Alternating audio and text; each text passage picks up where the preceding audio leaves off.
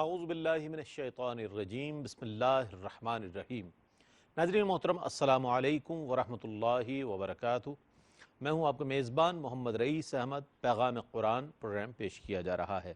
تلاوت کلام الرحمن کے لیے ہمارے درمیان موجود ہیں ملک کے ممتاز و معروف قاری جناب قاری نعمان نعیمی صاحب۔ السلام علیکم ورحمۃ اللہ وبرکاتہ۔ وعلیکم السلام ورحمۃ اللہ وبرکاتہ۔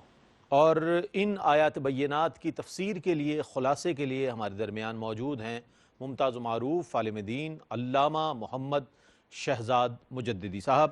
السلام علیکم ورحمۃ اللہ وبرکاتہ۔ وعلیکم السلام ورحمۃ اللہ وبرکاتہ۔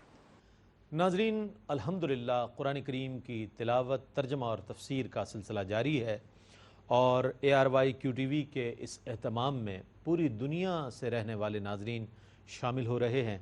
آئیے اپنے قلوب و اذہان کو تلاوت کلام الرحمن اور ترجمے سے معطر کرتے ہیں۔ تلاوت کے لیے ہمارے درمیان موجود ہیں قاری نعمان نعیمی۔ بسم اللہ۔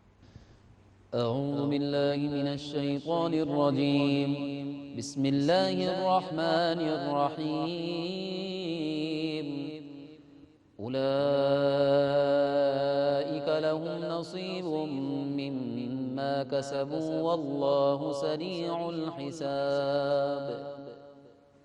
میں اللہ کی پناہ میں آتا ہوں شیطان مردود سے۔ اللہ ہی کے نام سے شروع کرتا ہوں جو نہایت رحم فرمانے والا، بہت مہربان ہے۔ یہ وہ لوگ ہیں جن کے لیے ان کی کمائی سے حصہ ہے، اور اللہ جلد حساب لینے والا ہے۔ واذكروا الله في أيام معدودات فمن تعجل في يومين فلا إثم عليه ومن تأخر فلا إثم عليه لمن اتقى واتقوا الله واعلموا أنكم إليه تحشرون۔ اور گنے چنے دنوں میں اللہ کو یاد کرو، سو جس نے 2 دنوں میں روانہ ہونے کی جلدی کی تو اس پر کوئی حرج نہیں ہے، اور جس نے تاخیر کی اس پر بھی کوئی حرج نہیں ہے۔ یہ حکم اس کے لیے ہے جو اللہ سے ڈرے، اور اللہ سے ڈرتے رہو، اور جان لو کہ بے شک تم سب اسی کی طرف جمع کیے جاؤ گے۔ ومن الناس من يعجبك قوله في الحياة الدنيا ويشهد الله على ما في قلبه وهو ألد الخصام۔ اور لوگوں میں سے ایک شخص ایسا ہے جس کی بات آپ کو دنیا کی زندگی میں اچھی لگتی ہے، اور وہ اپنے دل کے خلوص پر اللہ کو گواہ بناتا ہے، حالانکہ وہ سب سے زیادہ جھگڑالو ہے۔ وَإِذَا تَوَلَّى سَعَى فِي الْأَرْضِ لِيُفْسِدَ فِيهَا وَيُهْلِكَ الْحَرْثَ وَالنَّسْلَ وَاللَّهُ لَا يُحِبُّ الْفَسَادَ۔ اور جب وہ پیٹ موڑ کر جاتا ہے تو اس کی یہ کوشش ہوتی ہے کہ زمین میں فساد برپا کرے، اور کھیتوں کو برباد اور جانوروں کو ہلاک کرے، اور اللہ فساد کو پسند نہیں فرماتا۔ وَإِذَا قِيلَ لَهُ اتَّقِ اللَّهَ أَخَذَتْهُ الْعِزَّةُ بِالْإِثْمِ فَحَسْبُهُ جَهَنَّمُ وَلَبِئْسَ الْمِهَادُ۔ اور جب اس سے کہا جاتا ہے کہ اللہ سے ڈرو تو وہ ضد میں آ کر اور گناہ کرتا ہے، سو اس کے لیے جہنم کافی ہے، اور ضرور وہ بہت برا ٹھکانہ ہے۔ وَمِنَ النَّاسِ مَن يَشْرِي نَفْسَهُ ابْتِغَاءَ مَرْضَاتِ اللَّهِ وَاللَّهُ رَءُوفٌ بِالْعِبَادِ۔ اور لوگوں میں سے ایک شخص ایسا ہے جو اللہ کی رضا جوئی کے بدلے اپنی جان کو فروخت کر دیتا ہے، اور اللہ بندوں پر بہت مہربان ہے۔ يا أيها الذين آمنوا ادخلوا في السلم كافة ولا تتبعوا خطوات الشيطان إنه إنه لكم عدو مبين اے ایمان والو، اسلام میں پورے داخل ہو جاؤ اور شیطان کے قدم بقدم نہ چلو، بے شک وہ تمہارا کھلا دشمن ہے۔ فإن زللتم من بعد ما جاءتكم البينات فاعلموا أن الله عزيز حكيم۔ پھر اگر روشن دلیلیں آنے کے بعد بھی تم پھسلنے لگو تو یقین رکھو کہ اللہ بہت غالب، بڑی حکمت والا ہے۔ هل ينظرون إلا أن يأتيهم الله في ظلل من الغمام والملائكة وقضي الأمر وإلى الله ترجع الأمور۔ وہ صرف اس کا انتظار کر رہے ہیں کہ اللہ کا عذاب بادلوں کے سائے بانوں میں اور عذاب کے فرشتے ان کے پاس آ جائیں اور کام تمام ہو جائے، اور اللہ ہی کی طرف تمام امور لوٹائے جاتے ہیں۔ سل بنی اسرائیل کم آتیناہم من آیت بینہ ومن يبدل نعمت اللہ من بعد ما جاءته فإن اللہ شدید العقاب۔ بنو اسرائیل سے پوچھئے ہم نے ان کو کتنی نشانیاں دی تھیں، اور جو اللہ کی نعمت حاصل ہونے کے بعد اس کو بدل دے تو وہ سن لے کہ اللہ سخت عذاب دینے والا ہے۔ زين للذين كفروا الحياة الدنيا ويسخرون من الذين آمنوا والذين اتقوا فوقهم يوم القيامة والله يرزق من يشاء بغير حساب۔ کافروں کے لیے دنیا کی زندگی مزین کر دی گئی ہے اور وہ ایمان والوں کا مذاق اڑاتے ہیں، حالانکہ متقی قیامت کے دن کافروں سے سر بلند ہوں گے اور اللہ جسے چاہے بے حساب روزی دیتا ہے۔ كان الناس أمة واحدة فبعث الله النبيين مبشرين ومنذرين وأنزل معهم الكتاب بالحق ليحكم بين الناس فيما اختلفوا فيه وما اختلف فيه إلا الذين أوتوه من بعد ما جاءتهم البينات بغيا بينهم فهدى الله الذين آمنوا لما اختلفوا فيه من الحق بإذنه والله يهدي من يشاء إلى صراط مستقیم۔ تمام لوگ ایک امت تھے، جب وہ مختلف ہو گئے تو اللہ تعالی نے خوشخبری دینے والے اور ڈرانے والے نبی بھیجے اور ان کے ساتھ کتاب حق نازل کی تاکہ وہ لوگوں کے درمیان ان کی اختلاف کردہ باتوں میں فیصلہ کریں۔ اس میں صرف انہی لوگوں نے اختلاف کیا تھا جنہیں کتاب دی گئی تھی، اور انہوں نے روشن دلائل آنے کے باوجود محض باہمی سرکشی کی وجہ سے یہ اختلاف کیا تھا، تو اللہ نے اس اختلاف میں ایمان والوں کو اپنے اذن سے حق بات دین حق کی ہدایت دی، اور اللہ جسے چاہے صراط مستقیم کی ہدایت دیتا ہے۔ ام حسبتم ان تدخلوا الجنة ولما يأتكم مثل الذين خلوا من قبلكم مستهم البأساء والضراء وزلزلوا زلزلوا حتى يقول الرسول والذين آمنوا معه متى نصر الله ألا إن نصر الله قريب. کیا تم نے یہ گمان کر لیا ہے کہ تم جنت میں داخل ہو جاؤ گے، حالانکہ ابھی تک تم پر ایسی آزمائشیں نہیں آئیں جو تم سے پہلے لوگوں پر آئی تھی.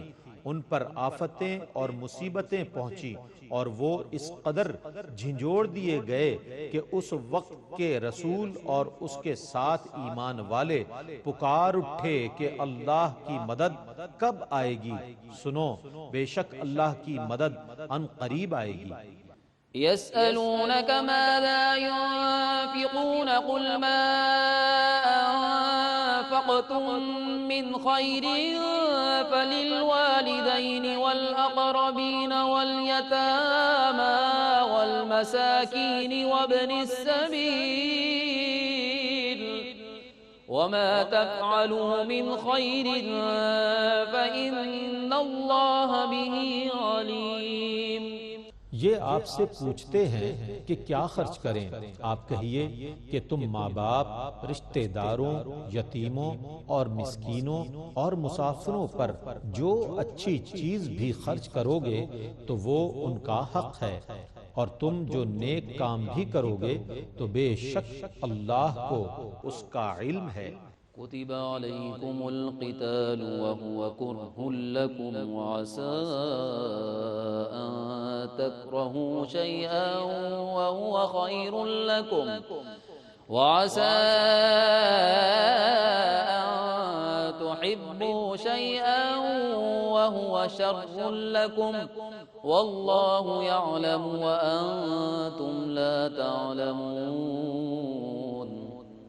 تم پر جہاد فرض کیا گیا ہے اور وہ تم پر دشوار ہے، اور ہو سکتا ہے کہ تم پر کوئی چیز شاق گزرے اور وہ تمہارے لیے بہتر ہو، اور ہو سکتا ہے کہ کوئی چیز تمہارے نزدیک اچھی ہو اور وہ تمہارے حق میں بری ہو، اور اللہ ہی کو علم ہے اور تمہیں علم نہیں ہے.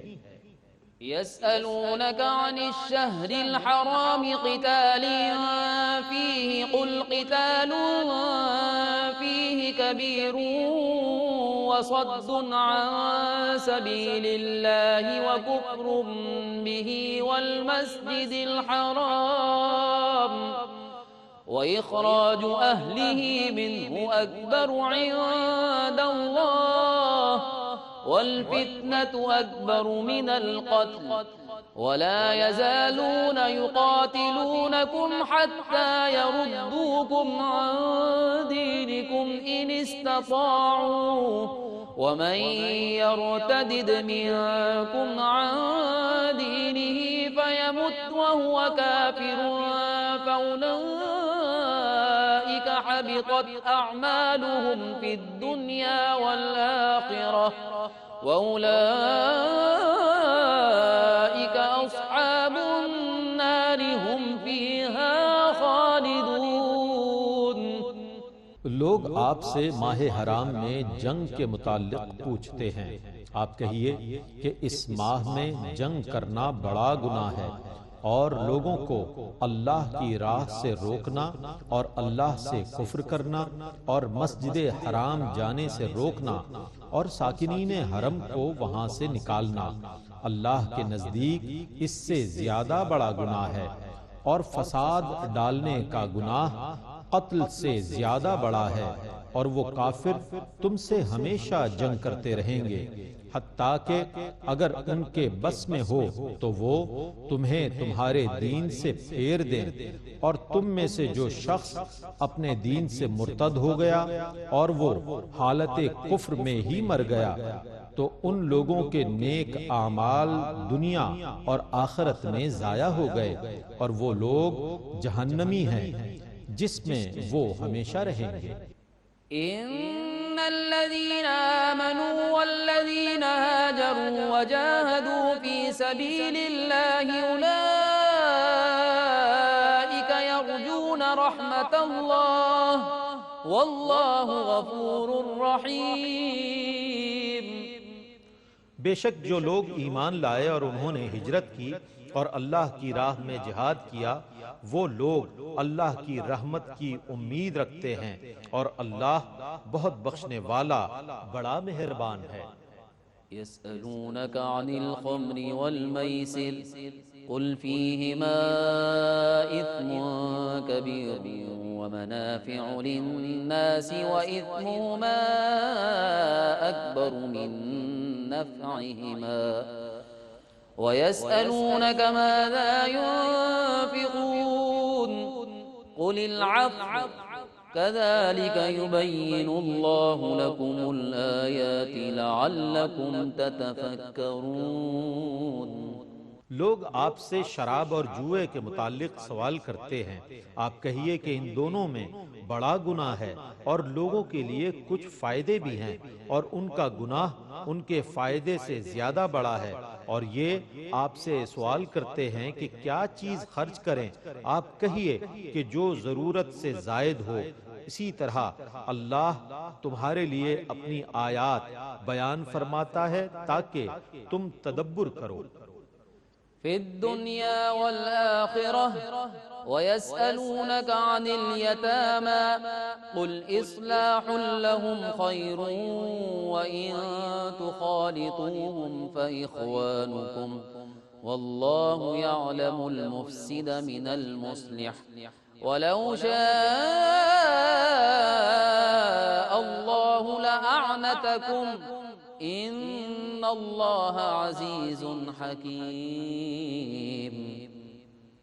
دنیا اور آخرت کے کاموں میں اور یہ لوگ آپ سے یتیموں کے متعلق سوال کرتے ہیں، آپ کہیے کہ ان کی خیر خواہی کرنا بہتر ہے، اور اگر تم اپنا اور ان کا خرچ مشترک رکھو تو کوئی حرج نہیں، وہ تمہارے بھائی ہی تو ہیں، اور اللہ جانتا ہے کہ کون خیر خواہی کرنے والا ہے اور کون بدخواہی کرنے والا، اور اگر اللہ چاہتا تو تم کو ضرور سختی میں ڈال دیتا، بے شک اللہ بہت غالب بڑی حکمت والا ہے۔ ولا تنكحوا المشركات حتى يؤمن ولأمة مؤمنة خير من مشركة ولو أعجبتكم ولا تنكحوا المشركين حتى يؤمنوا ولعبد مؤمن خير من مشركين ولو أعجبكم أولئك يدعون إلى النار والله يدعو إلى الجنة والمغفرة بإذنه ويبين آياته للناس لعلهم يتذكرون۔ اور مشرک عورتوں سے نکاح نہ کرو حتیٰ کہ وہ ایمان لے آئیں، اور مسلمان باندی آزاد مشرک عورت سے بہتر ہے، خواہ وہ تم کو اچھی لگتی ہو، اور مشرک مردوں سے نکاح نہ کرو حتیٰ کہ وہ ایمان لے آئیں، اور مسلمان غلام آزاد مشرک مرد سے بہتر ہے، خواہ وہ تم کو اچھا لگتا ہو۔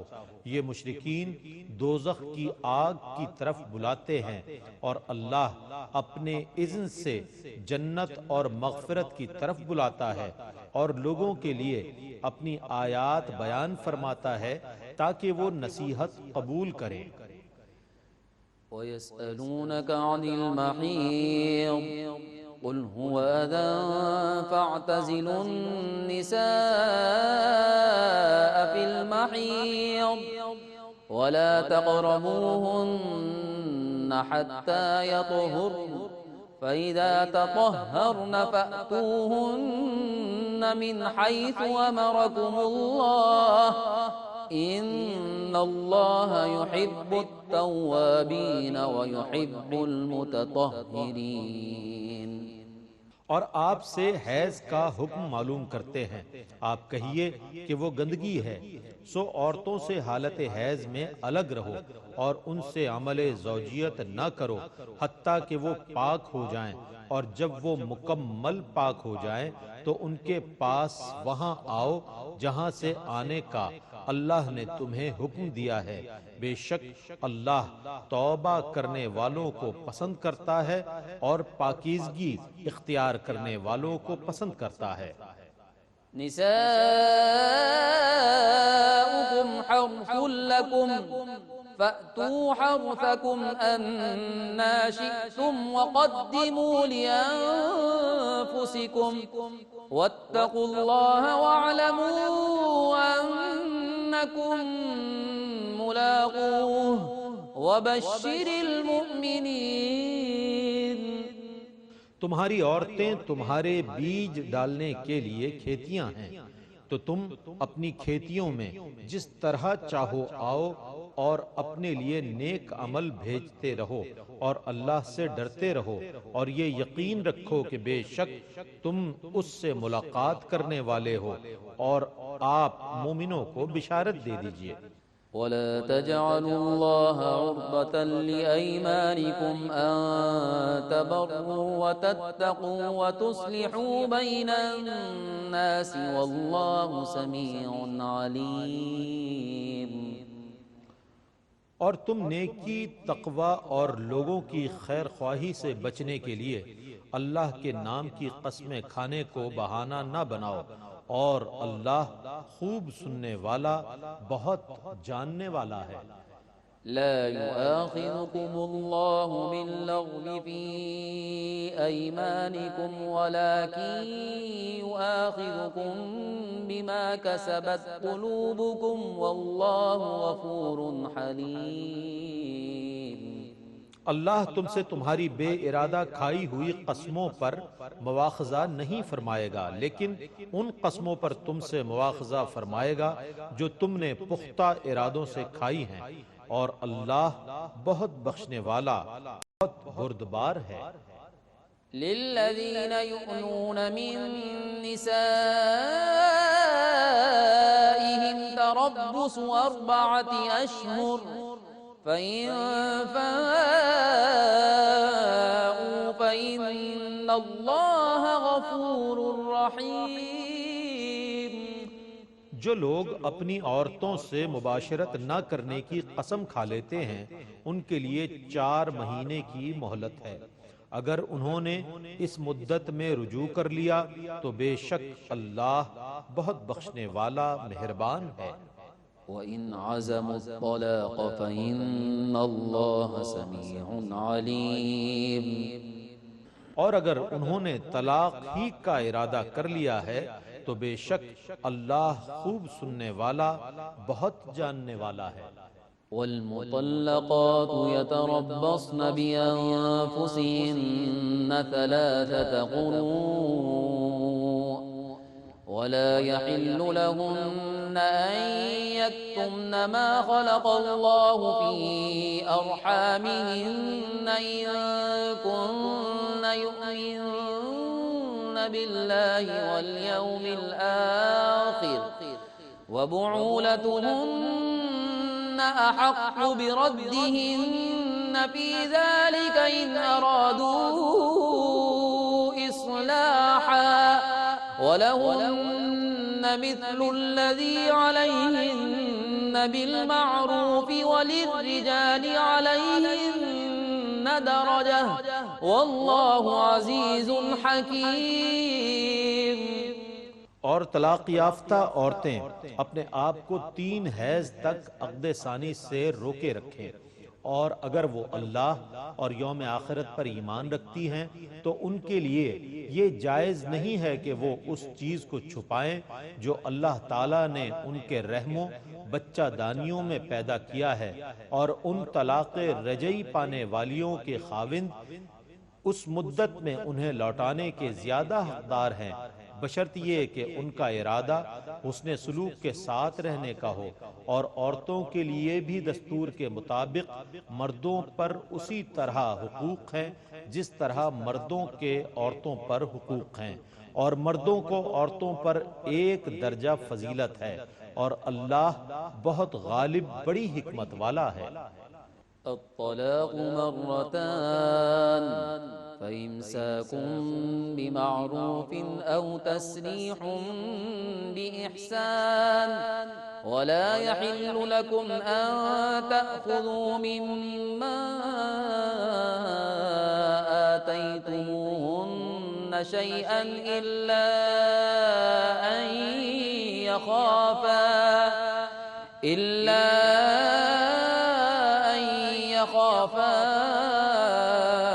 ألا يقيما حدود الله فإن خفتم ألا يقيما حدود الله فلا جناح عليهما فيما افتدت به تلك حدود الله فلا تعتدوها ومن يتعد حدود الله فأولئك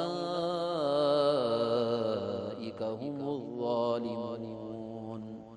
دو بار طلاق دینے کے بعد یا تو دستور کے مطابق روک لینا ہے یا اس کو حسن سلوک کے ساتھ چھوڑ دینا ہے، اور تمہارے لیے اس مہر یا ہبہ سے کچھ بھی لینا جائز نہیں ہے جو تم ان کو دے چکے ہو، مگر جب دونوں فریقوں کو خوف ہو کہ وہ اللہ کی حدود کو قائم نہ رکھ سکیں گے۔ سو اے مسلمانوں، اگر تمہیں یہ خوف ہو کہ یہ دونوں اللہ کی حدود قائم نہ رکھ سکیں گے تو عورت نے جو بدل خلا دیا ہے اس میں کوئی حرج نہیں ہے، یہ اللہ کی حدود ہے، سو تم اللہ کی حدود سے تجاوز نہ کرو، اور جنہوں نے اللہ کی حدود سے تجاوز کیا تو وہی لوگ ظالم ہیں۔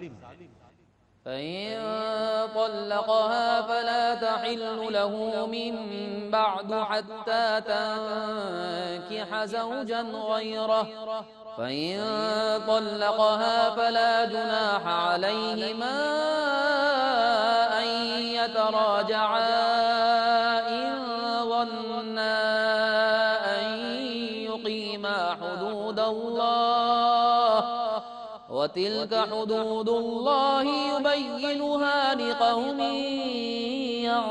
يعلمون۔ پھر اگر اس کو تیسری طلاق دے دی تو وہ عورت اس تیسری طلاق کے بعد اس پر حلال نہیں ہے یہاں تک کہ وہ عورت اس کے علاوہ کسی اور مرد سے نکاح کرے۔ پھر اگر وہ دوسرا خاوند اس کو طلاق دے دے تو پھر ان پر کوئی حرج نہیں ہے کہ وہ اس طلاق کی عدت کے بعد پھر باہم رجوع کر لیں۔ اگر ان کا یہ گمان ہو کہ وہ دونوں اللہ کی حدود قائم رکھ سکیں گے، یہ اللہ کی حدود ہیں جن کو اللہ ان لوگوں کے لیے بیان فرماتا ہے جو علم والے ہیں۔ وَإِذَا طَلَّقْتُمُ النِّسَاءَ فَبَلَغْنَ أَجَلَهُنَّ فَأَمْسِكُوهُنَّ بِمَعْرُوفٍ أَوْ سَرِّحُوهُنَّ بِمَعْرُوفٍ وَلَا تُمْسِكُوهُنَّ ضِرَارًا لِتَعْتَدُوا وَمَن يفعل ذلك فقد ظلم نفسه ولا تتخذوا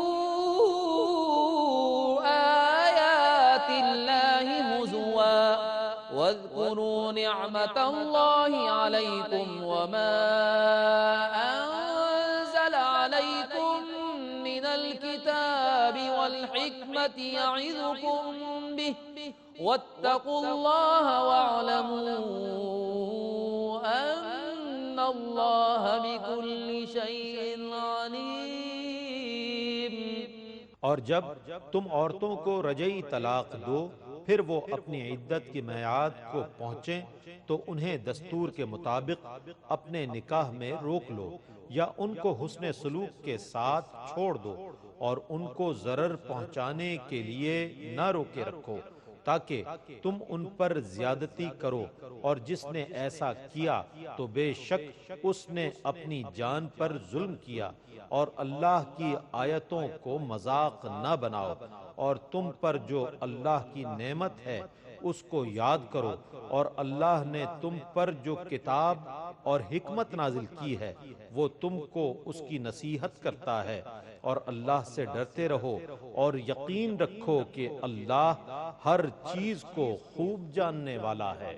ماشاءاللہ ناظرین، قرآن کریم کی آیات بینات اور ترجمہ پیش کیا گیا۔ آئیے ان قرآن کریم کی آیات کی تفسیر کے لیے، خلاصے کے لیے ہم چلتے ہیں علامہ محمد شہزاد مجددی صاحب کی جانب، تفسیر فرمائیں۔ بسم اللہ۔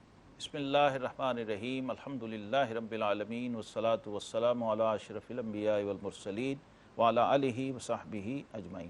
ناظرین مکرم، دوسرا پارہ سورہ البقرہ، اس کے تیسرے ربع کا تفسیری خلاصہ آج ہم آپ کے سامنے پیش کرنے کی سعادت حاصل کریں گے۔ یہاں پر اللہ تبارک و تعالی نے ایک ایسے منافق شخص کا تذکرہ فرمایا ہے سورہ البقرہ کے اندر، جہاں پر جو شخص بظاہر صحابہ کرام علیہم رضوان کا ہم نشین بھی ہے، آقا کریم علیہ السلام کی مجلس کے اندر بیٹھتا بھی ہے، لیکن قرآن نے کس طرح سے اس کے اس رویے کو بیان کیا۔ وَمِنَ النَّاسِ مَن يُعْجِبُكَ قَوْلُهُ فِي الْحَيَاةِ الدُّنْيَا، بعض آدمی وہ ہوتے ہیں کہ دنیا کی زندگی میں اس کی بات تجھے بھلی لگتی ہے، ویسی چکنی چپڑی باتیں کر رہا ہوتا ہے اور ایسے میٹھے انداز سے بول رہا ہوتا ہے کہ وہ ہمیں بھانے لگ جاتا ہے، لبھانے لگ جاتا ہے، اس کا انداز ہمیں پرکشش محسوس ہو رہا ہوتا ہے، لیکن رب کائنات نے فرمایا وَيُشْهِدُ اللَّهَ عَلَى مَا فِي قَلْبِهِ وَهُوَ أَلَدُّ الْخِصَامِ۔ اللہ تبارک و تعالی اس بات کو جانتا ہے کہ جو اس کے دل کے اندر ہے۔ اب جب بندہ منافق ہو جاتا ہے نا، تو وہ چاہتا ہے کہ میری اس منافقت کو کہیں سے کوئی سپورٹ اور تائید بھی مل جائے، تو فرمایا بعض دفعہ وہ قسمیں کھا کر بھی اپنی بات کو مؤکد کر رہا ہوتا ہے، اپنے اس انداز کی تائید لا رہا ہوتا ہے مختلف جھوٹی قسموں سے، اور اس میں اللہ تبارک و تعالیٰ کی ذات گرامی کا پاس و لحاظ بھی نہیں رکھتا ہے، اس کو بھی اپنی سپورٹ کے لیے استعمال کرنے کی کوشش کرتا ہے۔ قرآن نے کہا وَهُوَ أَلَدُّ الْخِصَامِ، حقیقت میں وہ سب سے بڑا جھگڑالو ہے۔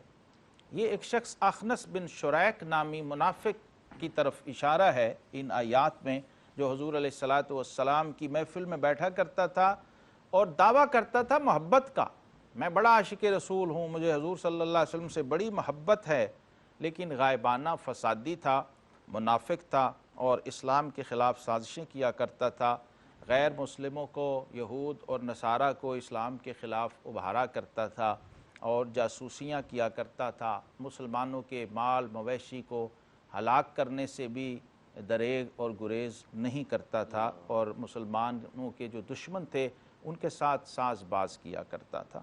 یہاں مفسرین فرماتے ہیں کہ بعض ایسے لوگ ہوتے ہیں کہ جو با مسلمہ اللہ اللہ باب رحمن رام رام کا مصداق ہوتے ہیں، تو وہ اللہ تبارک و تعالیٰ کی ذات کو بھی اپنے برے کاموں میں انوالو کرنے سے گریز نہیں کرتے ہیں۔ حرام امور کے اندر، ناجائز امور کے اندر اللہ کا ذکر کرنا بھی شریعت اسلامیہ نے ممنوع قرار دیا ہے۔ جیسے فقہاء نے مثال دی ہے کہ کوئی شخص شراب پیتے ہوئے یا جوا کھیلتے ہوئے یا رشوت لینے پر بسم اللہ نہ پڑھے، کیونکہ یہ اللہ کے اسم مبارک کی توہین ہوگی اس موقع پر۔ یا بعض فقہاء نے لکھا کہ کوئی چوری کرتے ہوئے اگر بسم اللہ پڑھتا ہے تو اس کے ایمان کے ضائع ہونے کا اندیشہ، کیونکہ وہ حرام عمل پر ایک مقدس اور پاک نام کو لے رہا ہے اور پیش کر رہا ہے، اور پھر اس سب سے بڑی بات کہ اس نام کی عظمت اور حرمت کو داؤ پہ لگا رہا ہے، اس لیے اس کے ایمان کے زائل ہو جانے کا اندیشہ ہے۔ اس منافق کا یہ عمل، یہ ہمارے لیے بہت بڑی رہنمائی ہے کہ صرف زبانی دعوے جو ہیں وہ ایمان کے اندر کافی نہیں ہوتے، جب تک کہ قول و فعل کا تضاد ختم ہو کے اس میں یکجائی نہ آ جائے۔ اسی لیے قرآن پاک نے اس مضمون کو بہت اہمیت سے بیان کیا، ایمان والوں کے ساتھ خطاب کرتے ہوئے فرمایا اے ایمان والو اسلام میں پورے پورے داخل ہو جاؤ، سبحان اللہ سبحان اللہ، اور شیطان کے قدموں پر نہ چلو، شیطان کے نقوش پا کی پیروی نہ کرو، بے شک وہ تمہارا کھلا دشمن ہے۔ ایمان والوں سے خطاب ہو رہا ہے اور بڑی عجیب بات ہے، اور انہیں کہا جا رہا ہے، پہلے کہا یا ایھا الذین آمنوا، اے ایمان والو، اور پھر کہا ادخلوا فی السلم کافہ، اللہ، اسلام میں پورے پورے داخل ہو جاؤ۔ تو مطلب یہ کہ بعض ایمان والے ایسے ہوتے ہیں کہ وہ ایمان تو لا چکے لیکن ابھی اسلام میں پورے پورے داخل نہیں ہو رہے ہیں، جیسے حضرت عبداللہ بن سلام رضی اللہ تعالیٰ علماء یہود اور تورات میں سے تھے۔ جب کلمہ پڑھا مسلمان ہوئے تو چونکہ بنی اسرائیل کے اندر جو اونٹ کی چربی ہے وہ استعمال نہیں کی جاتی تھی، حضرت یعقوب علیہ السلام کی طرف یہود اس کو منسوب کرتے تھے، تو آپ بھی اونٹ کا گوشت کھانے سے گریز کرتے تھے۔ تو صحابہ اکرام نے نوٹ کر کے جب حضور علیہ السلام کی خدمت میں یہ بات پیش کی تو یہ آیت نازل ہوئی کہ جب سارا کچھ ہمارا مان لیا تو پھر اس سنت کو بھی تسلیم کر لو اور اس کو بھی قبول کر لو۔ گویا آقا کریم علیہ السلام کی اتباع و اطاعت ہی اب کل دین ہے اور کل شریعت ہے، اور قرآن نے دو ٹوک واضح جگہ جگہ یہ فرمایا ہے کہ ان کنتم تحبون اللہ فاتبعونی یحببکم اللہ۔ اب اللہ کی محبت بھی مشروط ہو گئی اتباع حبیب صلی اللہ علیہ وسلم۔ کیا بات، کیا بات، جب تک آقا کریم علیہ السلام کی اتباع و اطاعت نہیں کرتے ہو اللہ کی محبت نصیب نہیں ہوگی، اور جب اس حبیب کے نقش قدم پہ چلو گے تو کیا ہوگا؟ پھر اللہ تمہیں محبوب بنا دے، واہ واہ واہ، یعنی اللہ کا محبوب بنے جو تمہیں چاہے، اور اس کا تو بیان ہی نہیں کچھ، تم جسے چاہو۔ کیا بات، کیا بات، سبحان تو اللہ۔ اس طرف بھی ہمیں متوجہ کیا کہ شیطان تمہارا کھلا دشمن ہے۔ ناظرین محترم، مومن کا ایک ہی بڑا دشمن ہے اور وہ شیطان ہے، جو ایمان کا دشمن ہے، اور کبھی کسی حال میں وہ آپ کا دوست نہیں ہو سکتا، کبھی بھی آپ کا خیر خواہ نہیں ہو سکتا۔ اس سے بہت الرٹ رہنا چاہیے، اور اعوذ باللہ من الشیطان الرجیم، حضور علیہ السلام نے فرمایا جب کوئی 10 بار پڑھ لے تو شیطان کے حملے سے محفوظ ہو جاتا ہے، اور اگر کہیں شیطان کی زد میں آ جائے، غصے میں آ جائے، بے قابو ہونے لگے، اپنے حواس کنٹرول میں نہ رہیں، تو فرمایا یہ پڑھے تو شیطانی اثر اس کے وجود سے زائل ہو جائے گا۔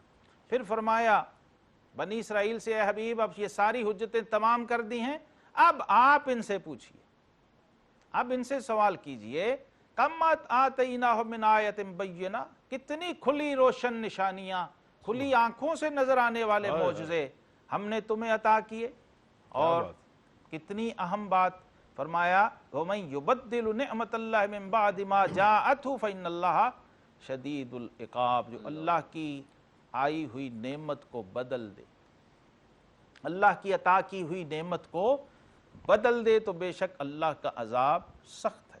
آیا جو علماء تورات تھے انہوں نے کیا کیا؟ تورات میں جہاں جہاں حضور صلی اللہ علیہ وسلم جن کو اللہ نے اپنی نعمت عظمیٰ فرمایا، آپ کا ذکر تھا، آپ کے اوصاف تھے، آپ کی نعت لکھی ہوئی تھی، اس میں تحریف کر دی کہ کہیں ہماری قوم کو یہ پتہ نہ چل جائے کہ اس محبوب کی شان تو ہماری کتاب کے اندر بھی موجود ہے۔ اللہ، تو تو اس تحریف ظاہری اور باطنی اور تحریف معنوی کے نتیجے میں ان کی قوم گمراہ ہوئی، اور انہوں نے آقا کریم علیہ السلام کے اوصاف کو چھپایا، تو اللہ رب العالمین نے اس کو نعمت کے اندر رد و بدل کرنا قرار دیا اور نعمت کی ناشکری قرار دیا۔ اس لیے نعمت جیسی عطا ہو اس کو اسی طرح اسی حال میں قبول کر کے اس کے شکرانے میں رہیں تو فرمایا نعمت میں اضافہ ہو جائے گا، اللہ، اور اگر اس کی ناشکری کر دی تو پھر وہ نعمت چھین لی جائے گی۔ اگلی آیت، اس میں اللہ رب العزت نے ایک خاص باطنی کیفیت کی طرف اشارہ فرمایا ہے کہ کیا تم لوگ اس گمان میں ہو کہ ایسے ہی جنت میں چلے جاؤ گے اور ابھی تم پر اگلوں کسی روداد نہیں آئے گی، یعنی مشکلات نہیں آئیں گی؟ حاسب الناس وان یترک وان یقولوا آمنا وہم لا یفتنون، یا لوگ یہ سمجھتے ہیں کہ وہ صرف اتنا کہنے پر ہی چھوٹ جائیں گے اور بخش دیے جائیں گے کہ ہم ایمان لائے، اور وہ آزمائے نہیں جائیں گے، ان کی آزمائش نہیں ہوگی۔ یہاں پر غزوہ احزاب کی اس کیفیت کا ذکر ہو رہا ہے کہ جہاں پر صحابہ کرام علیہم رضوان پر بہت ہی سخت دن تھا، اور رسول اللہ صلی اللہ تعالیٰ علیہ وسلم نے بھی اس سختی کو محسوس کرتے ہوئے اس کا اظہار فرمایا تھا کہ اس میں کچھ نمازیں مسلمان ادا نہیں کر پائے تھے، اور آقا کریم علیہ السلام پر ایک خاص جلال کی کیفیت تھی اس دن۔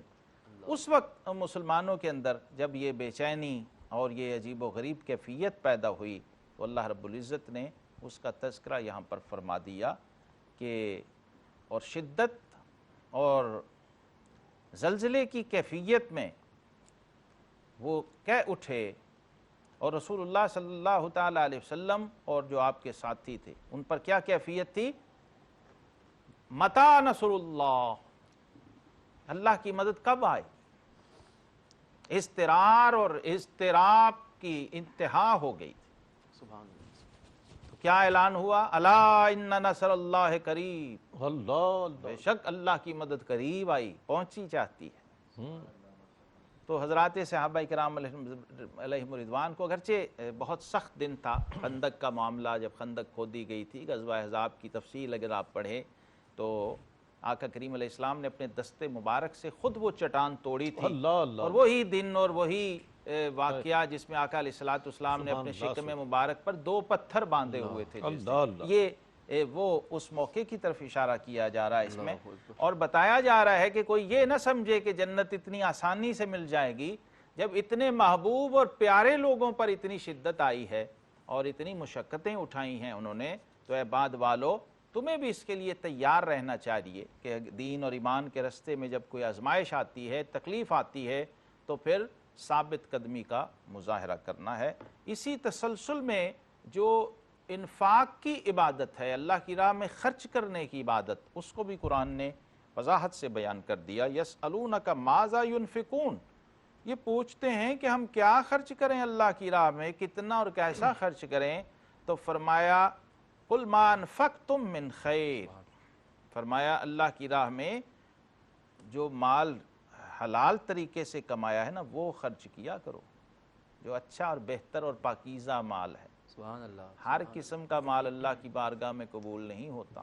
تم سمجھو کہ ہم نے مال دے دیا بس اتنا کافی نہیں ہے، بلکہ نبی کریم علیہ السلام نے فرمایا ان اللہ طیب لا یقبل الا طیبا، اللہ خود پاک ہے اور سوائے پاک چیزوں کے کچھ قبول نہیں فرماتا۔